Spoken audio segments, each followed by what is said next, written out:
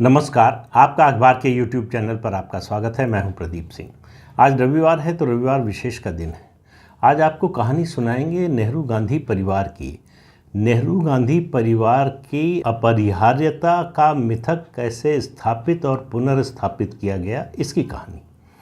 और ये कहानी किसी विरोधी दल के नेता की ज़बानी नहीं, किसी इतिहासकार के लिखे हुए के मुताबिक नहीं, नेहरू परिवार के ही एक सदस्य के लिखे हुए के अनुसार बताऊंगा। और जिनकी बात कर रहा हूं उनका नाम है नयनतारा सहगल। नयनतारा सहगल के नाम से आप परिचित होंगे, हाल ही में चर्चा में रही थी 2015 में। अवार्ड वापसी गैंग की सदस्य थीं। उन्होंने भी अवार्ड वापस किए थे मोदी सरकार के विरोध में, अखलाक की हत्या के बाद। और उसके अलावा वो विजय लक्ष्मी पंडित की बेटी हैं। अगर आप में से बहुत से लोगों को हो सकता है न पता हो, विजय लक्ष्मी पंडित जवाहरलाल नेहरू की बहन थी, सगी बहन। नयनतारा सहगल इनसाइडर हैं, एक तरह से परिवार के अंदर की हैं। परिवार के काम करने का तरीका, सोचने का तरीका, जिस तरह की योजनाएं चल रही हैं, जिस तरह से पूरी राजनीति को प्रभावित करने की कोशिश हो रही थी, वो सब जानती थी। उनकी कहानी जो शुरू होती है, वैसे तो वो कहती हैं कि 1969 से ही परिवार की अपरिहार्यता को स्थापित करने के लिए, इनएविटेबिलिटी को स्थापित करने के लिए प्रयास चल रहा था। लेकिन 1983 के आखिरी दिनों से ये प्रयास ज़्यादा तेज़ हो गया। कारण क्या था? उसके दो कारण उनकी नज़र में।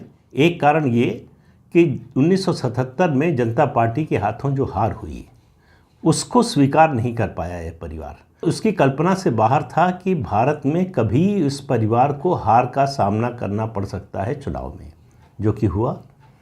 दूसरा कारण था संजय गांधी की मौत। संजय गांधी की असमय मौत के कारण इंदिरा गांधी अवसाद में थीं और उनका अकेलापन जो है वो एक नए शिखर पर पहुंच चुका था और उनको परिवार के अलावा और किसी पर भरोसा नहीं रह गया था। ये बात मैं कह रहा हूँ, उन्होंने नहीं कही।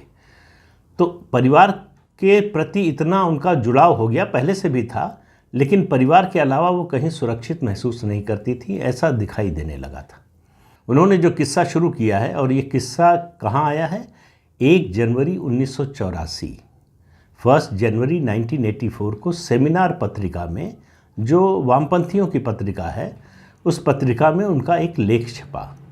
उस लेख का शीर्षक था ऑन डायनेस्टिक्स। इस शीर्षक से उनका लेख छपा। उसमें वो लिखती हैं कि ये 1983 का आखिरी समय था, आखिरी महीने थे, यानी जाहिर है कि नवंबर दिसंबर की बात होगी। उन्होंने कहा कि बहुत तेज़ी से इस परिवार के मिथक को पुनर्स्थापित करने की कोशिशें शुरू हो गई। और इसमें एक बात मैं जोड़ रहा हूँ, इसमें मदद मिली होगी, और मिली ही, वो जनता पार्टी की सरकार के कारण। जिस तरह से सरकार बनी, जिस तरह से चली, उसके बाद टूटी, पार्टी टूटी, सरकार गिरी। उसकी वजह से लोगों को ये समझाना ज़्यादा आसान हो गया कि यही परिवार है जो सरकार चला सकता है, 5 साल चला सकता है, स्थायी रूप से चला सकता है, राजनीतिक स्थायित्व दे सकता है। इस सब को देखते हुए ये कोशिशें शुरू हो गई कि फिर से ज़रूरी है कि लोगों के मन में बिठा दिया जाए कि ये इस परिवार के बिना इस देश का काम नहीं चलने वाला है। उन्होंने कहा कि इस परिवार के लोग ये ऐसा समझते हैं कि इस देश पर राज करना उनका डिवाइन राइट है, दैवीय अधिकार है। इस हिसाब से ये लोग, और उसके बाद ये तय किया गया कि सब लोग जैसे राजा महाराजा जिस तरह से व्यवहार करते हैं, उस तरह से सार्वजनिक मंचों पर, सार्वजनिक जीवन में व्यवहार करेंगे। और उन्होंने लिखा कि मुझे समझ में नहीं आता कि ये कौन सी जादू की छड़ी है, कौन सा जादू है जो समाजवाद और इस तरह की सामंतशाही को एक कर देता है। यानी सत्ता में जो लोग बैठे हैं उनको उनसे इस तरह से जोड़ देता है कि वो सत्ता से कभी जाएं ही नहीं। फिर वो अटैक करती हैं सीधे इंदिरा गांधी पर, नाम नहीं लेती। उन्होंने लिखा है कि केंद्र की वंशवादी प्रधानमंत्री, उनकी सत्ता की भूख ऐसी थी कि वो प्रादेशिक नेताओं, उसमें प्रदेश अध्यक्ष कांग्रेस के और मुख्यमंत्री शामिल थे, प्रादेशिक नेताओं से वफादारी की मांग होती थी और इसके बदले में उनके सारे गुनाह माफ़ किए जाते थे। वो जो भी कारनामे कर रहे हैं उनको इग्नोर किया जाता था। फिर उन्होंने कहा कि ऐसा कोई उदाहरण दुनिया में नहीं मिलेगा जहां सत्ता ऐसे व्यक्ति के इर्द गिर्द थी जो इसे अपनी निजी जागीर समझता था। ये सब इंदिरा गांधी के लिए कहा जा रहा है।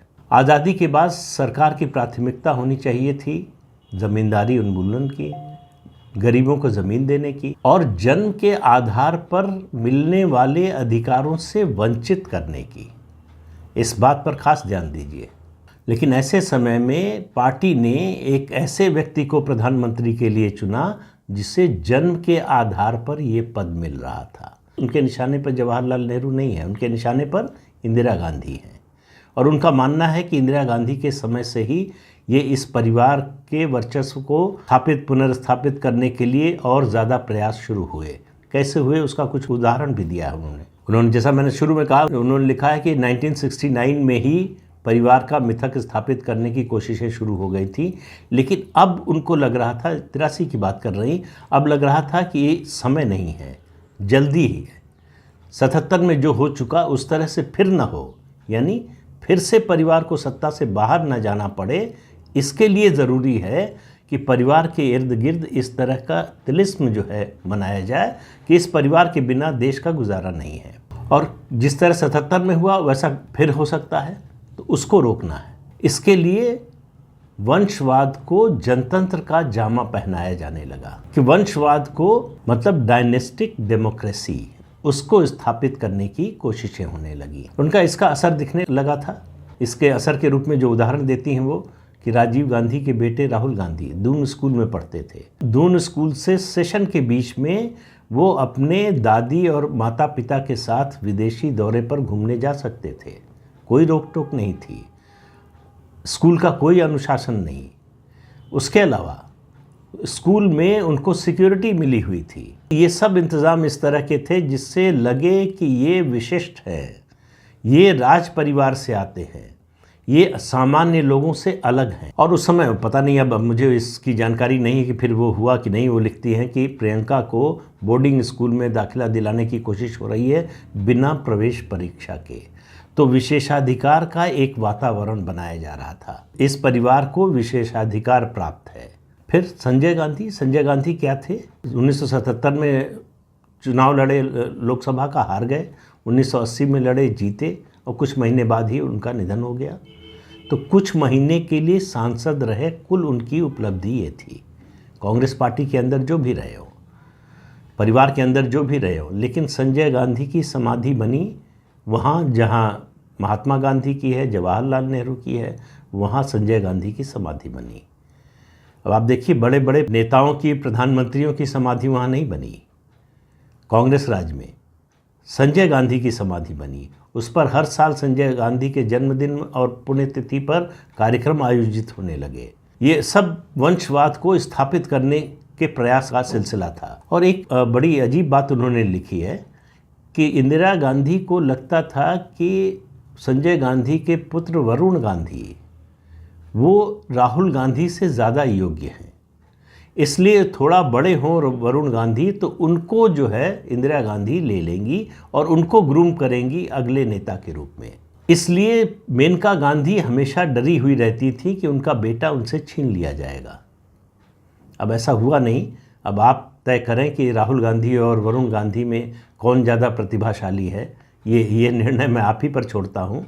लेकिन ऐसा उन्होंने कहा कि इंदिरा गांधी को लगता था। और क्या हुआ भाई, नेहरू जी के बारे में तो कुछ कहने और बोलने की ज़रूरत नहीं थी। उनके बारे में इतिहासकार, इंटेलेक्चुअल्स, लेफ्ट लिबरल इकोसिस्टम सब लगा ही हुआ था उनको लार्जर देन लाइफ उनकी इमेज बनाने में, उनकी सारी गलतियों पर पर्दा डालने, छिपाने में। ये सब नयनतारा सहगल ने नहीं लिखा है, ये मैं कह रहा हूँ। ये सब तो हो ही रहा था। जिस तरह से इतिहास का लेखन हुआ, आज़ादी के आंदोलन के दौरान जितने क्रांतिकारी थे उनके योगदान को पूरी तरह से भुला दिया गया या जो है उसको पर्दे के पीछे डाल दिया गया। केवल और केवल एक परिवार के योगदान को और बख्श दिया गया तो सिर्फ महात्मा गांधी को। उनके अलावा सबके योगदान को जो है वो या तो दिखाया नहीं गया या बहुत कम करके दिखाया गया, क्योंकि ज़रूरी था। अगर ऐसा नहीं होता तो परिवार का ये स्वरूप कैसे उभर कर आता। फिर उन्होंने लिखा है कमला नेहरू, जो इंदिरा गांधी की माँ थी और जवाहरलाल नेहरू की पत्नी थी। उनकी मौत हो गई 1936 में। उसके इतने समय बाद, इतने सालों बाद उनका 84वां जन्मदिन मनाया गया। मुझे नहीं याद है कि कोई ऐसी खबर पढ़ी हो, आपने पढ़ी हो तो बताइएगा कि कभी कमला नेहरू का जन्मदिन इस परिवार ने मनाया हो। फिरोज़ गांधी की तो बात ही छोड़ दीजिए, फिरोज़ गांधी का तो कभी जिक्र ही नहीं होता है। कमला नेहरू का जन्मदिन मनाया गया हो, इंदिरा गांधी ने मनाया हो, प्रधानमंत्री बनने के बाद मनाया हो, ये भी याद नहीं आता। लेकिन 83-84 में ये सब शुरू हो गया। जवाहरलाल नेहरू पर फिल्में बनने लगीं, 2 फिल्में बनी शायद उस समय, और उसके अलावा परिवार के लोगों के बारे में, और ये सीमित दायरे में, परिवार को बृहत्तर स्तर पर जो है दिखाने की कोशिश नहीं हुई। परिवार में भी, परिवार में मोतीलाल नेहरू, जवाहरलाल नेहरू, इंदिरा गांधी और उनके बच्चों, यहाँ तक सीमित था सब कुछ। उसमें कमला नेहरू कैसे आ गई पता नहीं, किस मकसद से लाया गया उनको ये भी पता नहीं। परिवार के एक बड़े घनिष्ठ मित्र थे स्वराज पॉल, अब भी हैं, ब्रिटेन में हैं, लॉर्ड स्वराज पॉल हैं, और उनके घर पर परमानेंट नेहरू के बारे में प्रदर्शनी लगी हुई है। उन्होंने कैम्ब्रिज में नेहरू चेयर के लिए पैसा दिया। नेहरू चेयर में, नेहरू प्रोफेसरशिप के लिए जो चयन होता था, उसमें ब्रिटेन की ओर से जितने डिस्टिंग्विश्ड इंटेलेक्चुअल्स थे, उस फील्ड के जानकार थे, वो सिलेक्शन पैनल पर होते थे। भारत की ओर से कौन होता था? 2 व्यक्ति, स्वराज पाल और राजीव गांधी। ये 2 लोग भारत की ओर से होते थे। फिर वो लिखते हैं राजीव गांधी को कैम्ब्रिज भेजा गया। कैम्ब्रिज में 1 साल वो रहे, उसके बाद कैम्ब्रिज वालों ने कह दिया कि भाई कोई और इंतज़ाम कर लीजिए, यहाँ आप नहीं चल पाएंगे, और राजीव गांधी को छोड़ना पड़ा कैम्ब्रिज। उन्होंने कहा किसी डिक्टेटर ने भी दुनिया में अपने बेटे को इस तरह से सत्ता सौंपने की योजना नहीं बनाई, इस तरह से नियोजित ढंग से उस सत्ता हस्तांतरण की तैयारी नहीं की। आखिर में जो उन्होंने लिखा वो उससे लगता है कि उनकी परिवार के प्रति, परिवार में दूसरे सदस्यों की उपेक्षा के प्रति, खासतौर से उनकी माँ की उपेक्षा जिस तरह से हुई। आपको मालूम होगा कि विजय लक्ष्मी पंडित और इंदिरा गांधी में नहीं बनती थी। 1977 में विजय लक्ष्मी पंडित ने जनता पार्टी ज्वाइन कर ली थी, और नेहरू जी की मौत के बाद वो लगातार, वो उनकी बाई इलेक्शन में ज़रूर वहाँ से चुनाव लड़ी और जीती। उसके बाद से इंदिरा गांधी ने उनका पत्ता पूरी तरह से साफ कर दिया, परिवार के बाकी लोगों का भी। तो वो आखिर में लिखती हैं कि ये परिवार सत्ता से उसी तरह से चिपका रहता है जिस तरह से बंदर मूंगफली से। तो ये तो निजी कटुता के कारण ही इस तरह की बात आ सकती है, लेकिन इससे पहले जो बातें उन्होंने कही, वो इस परिवार ने जिस तरह से अपने को इस देश पर थोपने की कोशिश की, ये बताने की कोशिश की कि ये अगर इस देश को रहना है, इस देश को चलना है, इस देश को बचना है, तो यही परिवार कर सकता है। वही एंटाइटलमेंट की फीलिंग आज राहुल गांधी और प्रियंका वाड्रा में है। इसीलिए उनको बुरा लगता है जब वो देखते हैं कि सत्ता के शीर्ष पर कोई और बैठा है। उनको लगता है ये तो हमारा स्वाभाविक और नैसर्गिक अधिकार है, हमारा जन्मसिद्ध अधिकार है, इस पर कोई और कैसे बैठ सकता है। इसलिए वो कभी इसको स्वीकार नहीं कर पाते। उनकी बातों से, उनके व्यवहार से, उनके बयानों से आपको बड़ा स्पष्ट होगा कि मोदी से उनकी खुन्नस इस बात की भी है, ये साधारण सा आदमी, चाय बेचने वाला, ये आदमी कैसे प्रधानमंत्री बन गया हमारे रहते हुए, हमारे परिवार के रहते हुए। नेहरू परिवार का ये जो तिलिस्म है, इसको तोड़ा नरेंद्र मोदी ने, जब स्पष्ट बहुमत की 2-2 बार सरकार बना ली। तो ये मिथक टूट गया कि इस परिवार के बिना कोई स्थायी सत्ता आ ही नहीं सकती, राजनीति में स्थायित्व आ ही नहीं सकता। स्थायी राजनीति अगर चाहिए, अगर देश को आगे बढ़ाना है, तो इस परिवार की ज़रूरत है। इस सब को ध्वस्त कर दिया, इस सारी धारणा को, इस सारे सिद्धांत को, इस सारे मिथक को। इसलिए मोदी से नाराज़गी है। तो ये परिवार फिर सत्ता में आ पाएगा, इसके तो आसार लगते नहीं, लेकिन परिवार ऐसा मानने लगा हो, इसके भी आसार नहीं दिखते। तो इस अंक में इतना ही। अगले अंक में फिर मिलेंगे किसी नए मुद्दे के साथ। तब तक के लिए अनुमति दीजिए। आपसे अनुरोध है कि ये चैनल देखिए, शेयर कीजिए, लाइक कीजिए और सब्सक्राइब ज़रूर कीजिए। नमस्कार।